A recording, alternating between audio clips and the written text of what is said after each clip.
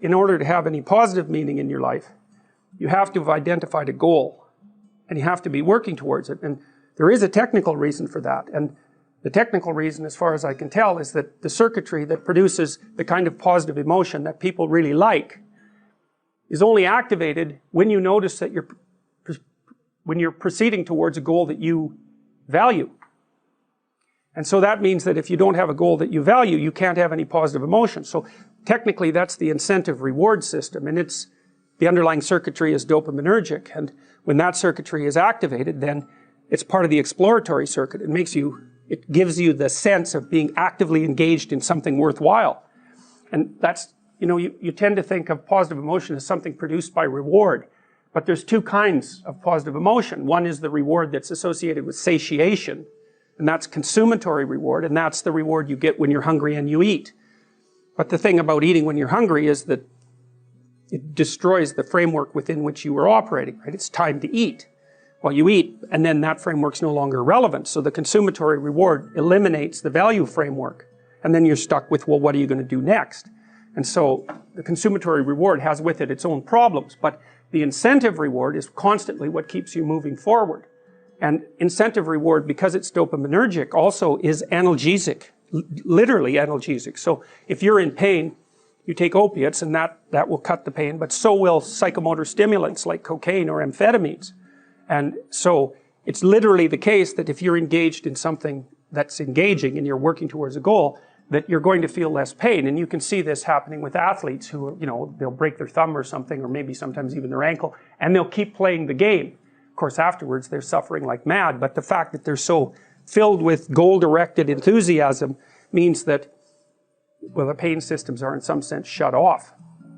So that's an interesting thing, because what it suggests, then you could imagine, I might say, well, how happy are you that you've made a certain amount of progress? And if you think about it, what you'd say is, well, it depends on how much progress and in relationship to what. So hypothetically, you're going to be happier if you've made quite a bit of progress towards a really important goal. And then you have to think through what it means for a goal to be really important, because that's not obvious. Now, you could say, you're in this class and you're listening to some information, and maybe there's two reasons for that. You might find the information interesting per se, but let's forget about that for a minute. You need to listen to the information so that you can do well on the assignments, so that you can do well in the class. You need to do well in your classes so that you can finish up your degree. You need to finish up your degree so that you can find your place in the world. You need to do that so that you're financially stable and maybe you can start a family and have a life, and that's all part of being a good person, something like that. And so that's a hierarchy of goals, and you might say that being a good person would be the thing, however vaguely thought through, that's at the top of that hierarchy. And then when you're doing things that serve that ultimate purpose, then you're going to find those more meaningful, and that meaning is actually produced as a consequence of the engagement of this exploratory circuit that's nested right down in your hypothalamus. It's really, really old. It's as old as thirst, and it's as old as hunger. It's really an old system. And so you want to have that thing activated.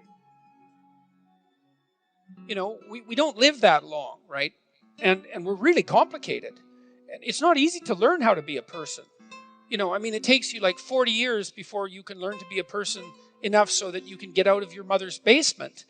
So it's hard. That's half your life before, well, maybe not 40, but certainly sometimes. It takes a long time to learn how to be a human being. And we're very, very complicated. We're way more complicated than we can understand.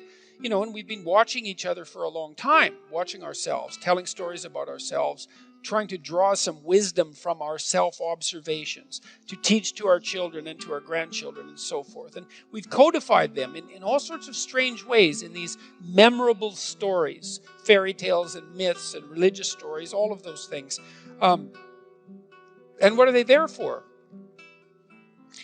They're there to remind us who we are, because we need to know who we are. I believe the most important idea that's ever been generated is the idea that men and women are made in the image of God.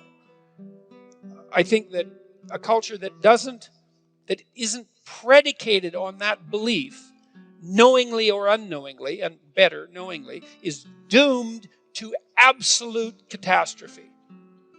Because there's no reason to assume that there isn't something about us that's of transcendent value. I mean,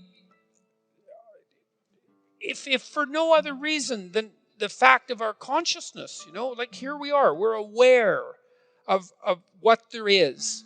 And it isn't even obvious that there could be what there is if there wasn't something that's aware of it. And so our very awareness plays an integral role in the fact of being itself. And metaphysics aside, it's hard to see that anything could be more vital than that, more important than that. And then it isn't only that we apprehend reality, and therefore give it shape merely by our perceptions. It's also clearly the case that we partake in its shaping. And we call ourselves on that. You know that you feel guilty and ashamed when you're not doing what you could be doing, when you're not living up to your potential, when you're not making the most of what's offered to you. You understand at a very deep level that you're breaking.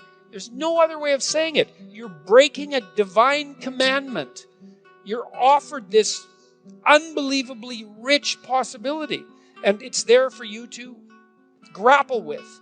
And you say, well, I don't believe in such things, that in the divinity of humanity, or in divinity itself, or in the divine for that matter. But you can't fool yourself with that kind of argumentation. It doesn't stop you from feeling guilty and ashamed and worthless and disappointed and frustrated and angry and vengeful at the fact that you're wasting your life and you're noticing it, and that you're making yourself much less than you could be, and that you're making things around you worse for everyone else. And perhaps there's a psychopath or two in the audience who just doesn't give a damn, and who is focused only on instantaneous gratification for their most primordial impulses this moment. Right? But it's not a sustainable mode of being, and it's very rare. And so the purpose of religious ideas is to wake us up. It's to remind us who we are. Right? It's to remind us that we're imbued with a spirit that can be best described in some sense as immortal. It's the spirit that allows all of us to be conscious, that we all participate in simultaneously, that gives rise to the world and shapes it. I think that, well, as far as I'm concerned, one of the things I learned from studying 20th century history is that, even if you take the most cynical of ideas, let's say that life is irredeemable suffering and perhaps isn't even justified because of that, it still seems to me that you have an ethical duty, let's say, to live in a manner that reduces that to the degree that that's possible. And I think that can be experienced as meaningful in some sense independently of the transcendent context. Now, I don't exactly know how to strip off the transcendent context, because one of the things I would say that's happened to me is, because I've spent so much time looking at the horrible things that people have done, is that it's like Jung said, that this is one of his famous quotes. He said, no tree can reach up to heaven unless its roots reach down to hell. And so as I've dug deeper into the depravity of human beings, my sense of the possibility of human beings has also grown, what would you say, in proportion. And until I've become convinced, actually, that good is a more powerful force than evil, even though evil is an unbelievably powerful force. And so I can't really strip the transcendent away. Now, what bearing that has on eternity, say on an afterlife, I mean, I can't say anything about that.